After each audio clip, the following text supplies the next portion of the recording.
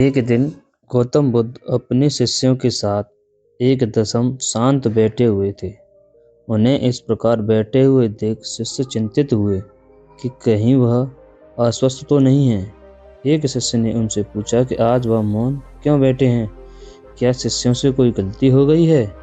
इसी बीच एक अन्य शिष्य ने पूछा कि क्या वह अस्वस्थ हैं?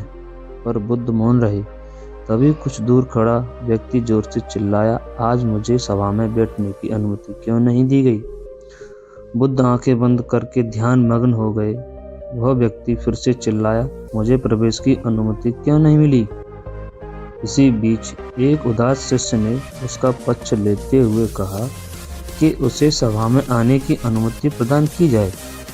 बुद्ध ने आंखें खोली और बोले, नहीं, वो अछूत है, उसे आज्ञा नहीं दी जा सकती। यह सुनकर शिष्यों को बड़ा आश्चर्य हुआ। बुद्ध उनके मन का भाव समझ गए और बोले, हाँ, वह अछूत है। इस पर कई शिष्य बोले, हमारे आश्रम में जात पात का कोई भेद नहीं, फिर वह अछूत कैसे हो गया? तब बुद्ध ने समझाया, आज वह क्रोधित होकर आया है। क्रोध से जीवन की एकाग्रता भंग होती है। क्रोधी व्यक्ति प्राय मानसिक हिंसा का कर बैठता है, इसलिए जब तक वह क्रोध में रहता है तब तक अछूत होता है। इसलिए उसे कुछ समय एकांत में खड़े रहना चाहिए। क्रोधित शिष्य भी बुद्ध की बातें सुन रहा था। पश्चाताप की अग्नि में तप कर वह समझ चुका था कि अहिंसा ही मनुष्य का महान कर्तव्य और परम धर्म है। वह बुद्ध के चरणों में गिर पड़ा और कभी क्रोध न करने का प्रण लिया।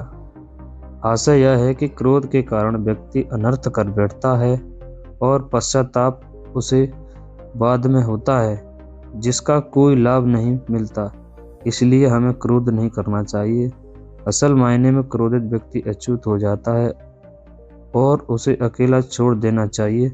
क्रोध करने से तन, मन, धन और धन तीनों ही हानि होती है। क्रोध से ज्यादा हानिकारक कोई और वस्तु नहीं है।